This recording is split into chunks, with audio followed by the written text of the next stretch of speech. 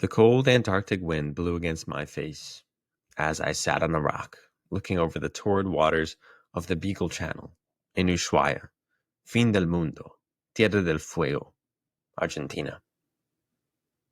Two thoughts were in my head. One, I was alone at the end of the world.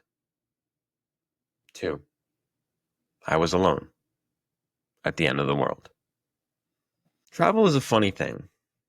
For some, it's a lifelong passion and the single greatest use of time and money achievable on the planet. For others, a half an hour drive to the shore is enough to satisfy that annual urge to travel. And for most, it lands somewhere in between. When I tell people I like to travel, I usually get the following reaction. Wow, that's so amazing. I'd love to go to XYZ. I wish I could travel more. I had that conversation with my dentist yesterday, and with my coworker earlier this week, and my friends last week, and my family last month. This is kind of the default conversation. In a world where everything is everywhere all at once, it's no wonder traveling has become something of a hot topic in the past few years. Every beautiful corner of the earth is just a swipe away, and the wanderlust becomes a constant itch.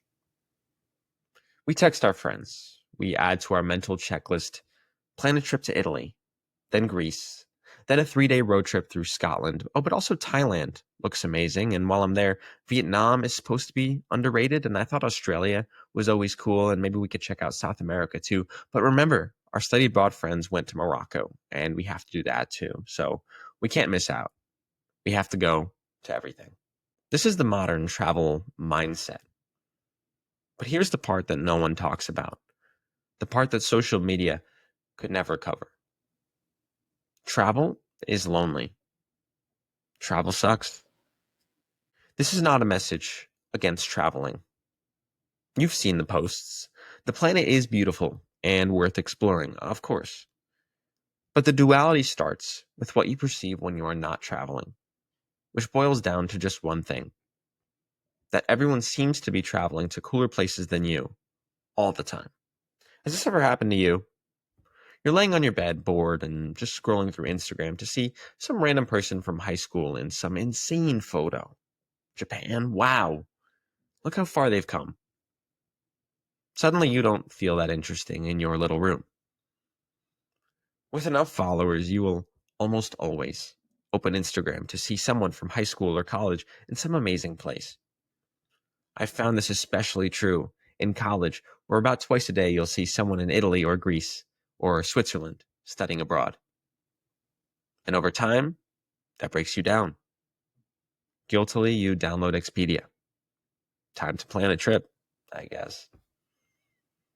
See, this is travel anxiety, exacerbated by social media. The thought that your life isn't enough unless you're constantly moving.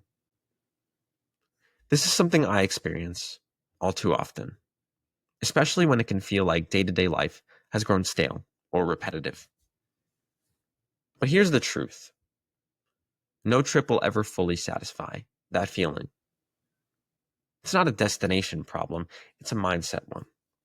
Next, let's talk about travel planning. Traveling is a very resource-intensive activity, not just in terms of finances, but in terms of effort, care, and emotional investment. Everyone has their own priorities, and this can be a good and a bad thing. Say you want to plan a trip to Europe with your buddies. You really want to go to Europe and Barcelona and experience the nightlife there for a week, living like a local. It's supposed to be really fun. But one friend isn't on board with that. They don't like going out. And for another friend, this is their first time leaving the country, so they want to experience Spain, Portugal, maybe even Morocco, like they've seen in those study abroad reels. They don't want to stay in one city for a week. But another friend isn't comfortable with the idea of going to Africa. And even another said they wanted to go, but is worried about the money, the pickpocketing, and the food. They haven't even asked their parents yet.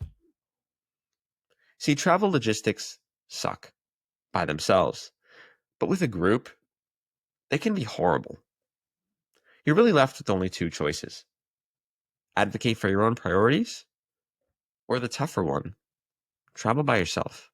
Solo travel is one of the most intensely bipolar opportunities in this world. All of those annoying group logistical issues, gone. Want to spend a week in Barcelona? Go ahead. Plan whatever you like, whenever you like it, however you like it. Growing resilient and meeting people you never expect along the way. And the whole time, no compromises. Every decision is yours. But here's the catch. When it's all on you, you grow. When it's always all on you, you grow, but you burn out. On my solo trip to Argentina, I traveled 5 weekends in a row. By the end, the personal growth was still there, but so was something else. A deep loneliness.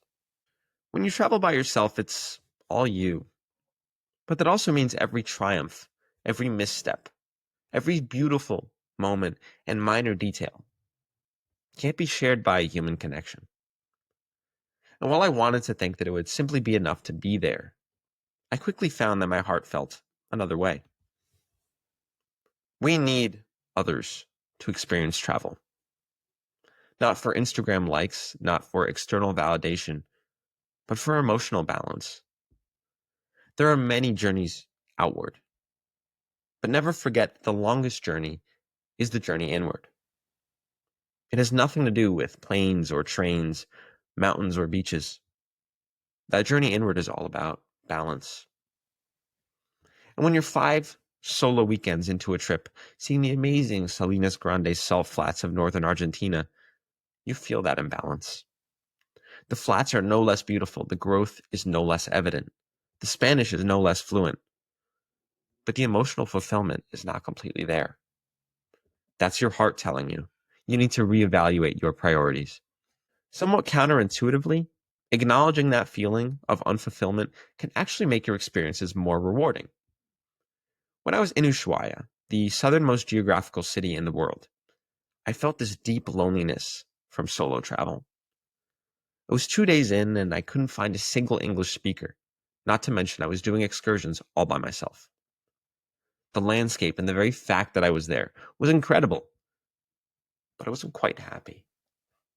In that moment, two very important things happened. One, I made a decision. For the first time, I was going to prioritize my inner journey, not just the outer one. And I cut my trip short. See, for so long, I believed that if I had the time, the money, the opportunity, I had to use it all.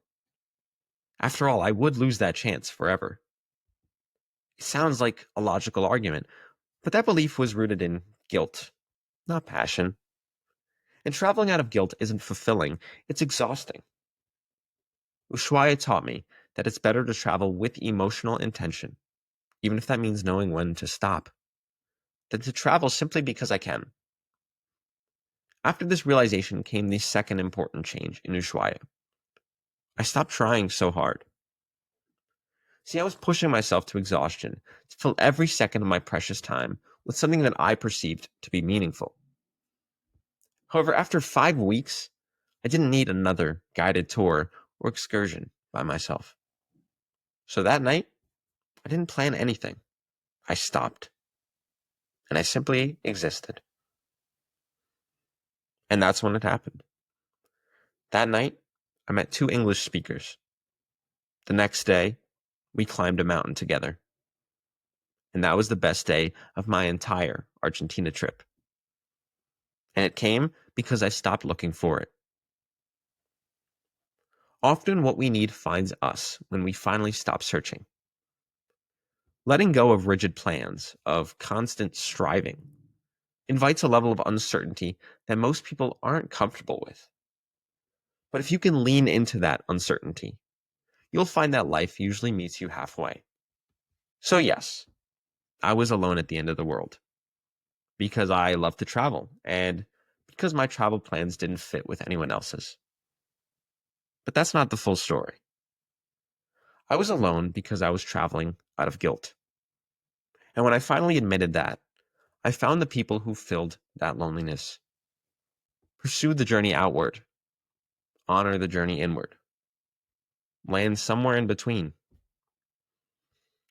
There's not a one size fits all for travel.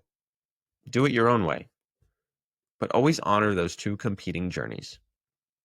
Because traveling, like life, is all about the time given us. Find that balance to make it count.